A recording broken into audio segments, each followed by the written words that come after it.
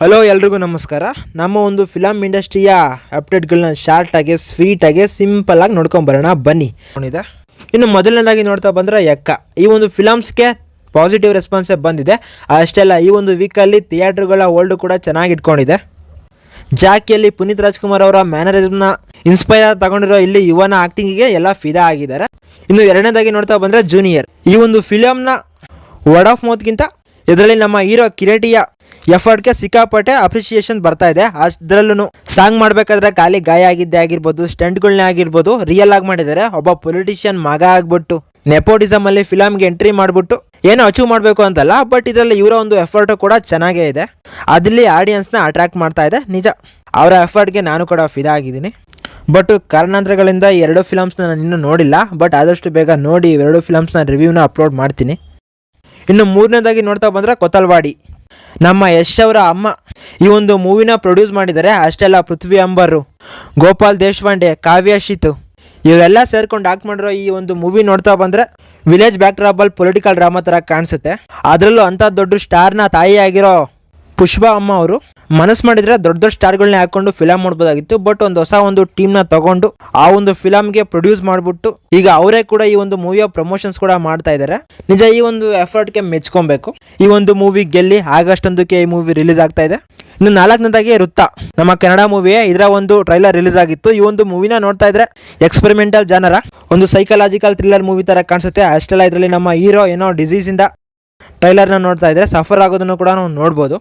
ನಿಮಗೂ ಇಷ್ಟ ಆಗ್ಬೋದು. ಹೋಗಿ ಟ್ರೈಲರ್ನ ನೋಡಿ ಸಪೋರ್ಟ್ ಮಾಡಿ ಫಿಲಮ್ಗೆ. ಯಾಕಂದರೆ ಒಳ್ಳೆ ಕಂಟೆಂಟ್ ನಮ್ಮ ಕನ್ನಡ ಫಿಲಮ್ಸಲ್ಲಿ ಬರಲ್ಲ ಅಂತ ಮಾತಾಡ್ತಿರ್ತೀವಿ, ಬಟ್ ಒಳ್ಳೆ ಫಿಲಮ್ಸ್ ಬಂದಾಗ ನಾವು ಸಪೋರ್ಟ್ ಮಾಡಲ್ಲ. ಇಲ್ಲಿ ನಾವು ಮಾಡುವಂಥ ಮಿಸ್ಟೇಕು, ಅದನ್ನು ಸರಿ ಮಾಡಿಕೊಂಡು ಒಳ್ಳೆ ಫಿಲಮ್ಸ್ಗಳಿಗೆ ಸಪೋರ್ಟ್ ಮಾಡೋಣ. ಇನ್ನು ಐದನೇದಾಗಿ ನೋಡ್ತಾ ಬಂದರೆ ಹರಿಹರ ವೀರಮಲ್ಲು.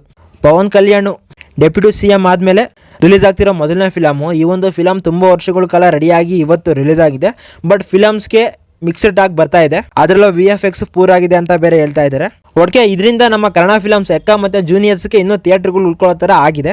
ನೀವೇನಾದರೂ ಹರಿಹರ ವೀರಮಲ್ಲು ಫಿಲಮ್ನ ನೋಡಿದರೆ ಫಿಲಮ್ ಹೆಂಗಿದೆ ಅನ್ನೋದನ್ನ ಕೂಡ ಕಮೆಂಟ್ ಮಾಡ್ಬೋದು. ಇನ್ನು ಆರನೇದಾಗಿ ನೋಡ್ತಾ ಬಂದರೆ ನಮ್ಮ ಹೊಂಬಾಳೆ ಅವರು ಪ್ರೊಡ್ಯೂಸ್ ಮಾಡಿ ರೆಡಿ ಮಾಡಿರ್ತಕ್ಕಂಥ ಮೂವಿನೇ ಮಹಾವತಾರ್ ನರಸಿಂಹ. ನಮ್ಮ ಇಂಡಿಯಾದಲ್ಲಿ ಆ್ಯನಿಮೇಟೆಡ್ ಮೂವಿ ಬರೋದೇ ಕಡಿಮೆ, ಬಟ್ ವರ್ಲ್ಡ್ ವೈಡ್ ಲೆಕ್ಕಕ್ಕೆ ಹೋದರೆ ಆ್ಯನಿಮೇಷನ್ಸ್ ಮೂವೀಸು ಲೈವ್ ಆ್ಯಕ್ಷನ್ ಮೂವೀಸ್ನೇ ಡಾಮಿನೇಟ್ ಮಾಡಿರ್ತವೆ. ಆ್ಯನಿಮೇಷನ್ ಮೂವಿಗಳ ಕಲೆಕ್ಷನ್ನೇ ಜಾಸ್ತಿ ಇರುತ್ತೆ ಲೈವ್ ಆ್ಯಕ್ಷನ್ ಮೂವೀಸ್ಗಿಂತ. ಈ ಸಲಿನೂ ಅಷ್ಟೇ ಹಾಲಿವುಡ್ಡಲ್ಲಿ ಲಿಯೋ ಆ್ಯಂಡ್ ಟಿಚ್ ಈ ಒಂದು ಮೂವಿ ಕಲೆಕ್ಷನ್ನೇ ಜಾಸ್ತಿ ಇದೆ ಎಲ್ಲ ಫಿಲಮ್ಸ್ಗಿಂತ. ಬಟ್ ಅಂಥ ಒಂದು ಜಾನರು ನಮ್ಮ ಒಂದು ಇಂಡಿಯಾದಲ್ಲಿ ಮಿಸ್ ಆಗ್ತಿತ್ತು. ಬಟ್ ಈಗ ಆ್ಯನಿಮೇಷನಲ್ಲಿ ಬರ್ತಿರೋ ಮಹಾವತಾರ್ ನರಸಿಂಹ ತುಂಬ ಪ್ರೆಸ್ಟೀಜಾಗೆ ತಗೊಂಡು ಹೊಂಬಾಳೆ ಅವರು ತುಂಬ ಬಜೆಟ್ನ ಹಾಕ್ಬಿಟ್ಟು ಇದನ್ನು ರಿಲೀಸ್ ಮಾಡ್ತಾ ಇದ್ದಾರೆ ನಮ್ಮ ವರ್ಲ್ಡ್ ಲೆಕ್ಕದಲ್ಲಿ. ಈ ಒಂದು ಮೂವಿಗೆ ನಾವು ಹೋಗಿ ಈ ಒಂದು ಮೂವಿನ ನೋಡಿ ಇದಕ್ಕೆ ಸಪೋರ್ಟ್ ಮಾಡಬೇಕು. ನಾವೇನಾದರೂ ಈ ಮೂವಿಗೆ ಸಪೋರ್ಟ್ ಮಾಡಿ ಗೆಲ್ಸಿದ್ರೆ ನೆಕ್ಸ್ಟು ಮಿಕ್ಕಿರೋ ವಿಷ್ಣುನ ಎಲ್ಲ ಅವತಾರಗಳನ್ನ ಕೂಡ ಇದೇ ಥರ ಆನಿಮೇಟೆಡ್ ಮೂವಿ ಮುಖಾಂತರ ಅವರು ತೋರಿಸ್ತಾರೆ. ನಿಜ ಗುರು, ನಾವು ಕೂಡ ಹಾಲಿವುಡ್ ಲೆವೆಲ್ಗೆ ನಮ್ಮ ಇಂಡಿಯನ್ ಇಂಡಸ್ಟ್ರಿ ಬೆಳಿಬೇಕು ಅಂದರೆ ನಾವು ಇದನ್ನು ಸಪೋರ್ಟ್ ಮಾಡಬೇಕು. ಅಷ್ಟೇ ಅಲ್ಲ, ಹೊಂಬಾಳೆ ಬೇರೆ ಪ್ರೊಡಕ್ಷನ್ ಹೌಸ್ ಅಲ್ಲ ಗುರು, ನಮ್ಮ ಒಂದು ಕನ್ನಡದ ಪ್ರೊಡಕ್ಷನ್ ಹೌಸೇ. ಇಲ್ಲಿ ಬಂದಂಥ ಅನೇಕ ಫಿಲಮ್ಗಳನ್ನ ನೋಡಿದ್ದೀವಿ. ರಾಜಕುಮಾರ ಆಗಿರ್ಬೋದು, KGF, ಕಾಂತಾರ, ಸಲಾರ್ ಇಂಥ ಮಾಸ್ಟರ್ ಪೀಸ್ಗಳನ್ನ ಈ ಒಂದು ಪ್ರೊಡಕ್ಷನ್ ಹೌಸ್ ನಮಗೆ ಕೊಟ್ಟಿದೆ.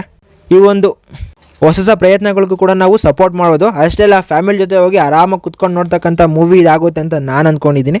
ಇದು ಕೂಡ ನಾಳೆ ಜುಲೈ 25ಕ್ಕೆ ವರ್ಲ್ಡ್ ವೈಡ್ ರಿಲೀಸ್ ಆಗ್ತಾ ಇದೆ. ಒಳ್ಳೆ ಸಕ್ಸಸ್ ಸಿಗಲಿ ಈ ಒಂದು ಮೂವಿಗೆ. ಇಷ್ಟೇ ಗುರು ಇವತ್ತಿನ ಅಪ್ಡೇಟ್ಗಳು. ಇದ್ರ ಬಗ್ಗೆ ನಿಮ್ಗೆ ಏನು ಅನ್ನಿಸ್ತು ಅನ್ನೋದನ್ನು ಕಮೆಂಟ್ ಮಾಡಿ. ನೀವು ಇದರಲ್ಲಿ ಯಾವ ಒಂದು ಅಪ್ಡೇಟ್ಗೆ ಎಕ್ಸೈಟೆಡ್ ಆದರೆ ಅನ್ನೋದನ್ನು ಕೂಡ ಕಮೆಂಟ್ ಮಾಡ್ಬೋದು. ಕಮೆಂಟ್ ಮಾಡಿ ನಿಮ್ಮ ಒಪಿನಿಯನ್ನ ತಿಳಿಸಿ. ಮತ್ತೆ ನಾನು ಸಿಗ್ತಾ ಇರ್ತೀನಿ. ಬಾಯ್.